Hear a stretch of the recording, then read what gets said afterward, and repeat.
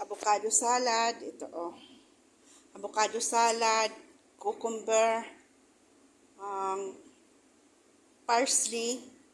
Pwede naman po yung coriander, kaso wala tayong coriander, kaya linagay ko na lang yung parsley.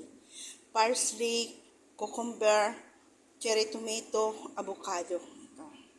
Yung sauce po natin, ayan, lemon, olives oil,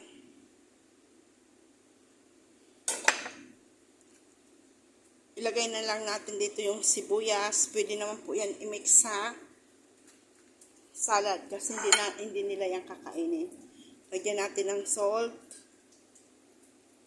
black pepper. Ayan. It's already done. Avocado salad.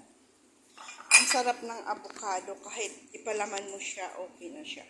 Yan, nakagawa tayong avocado salad. Thank you for watching.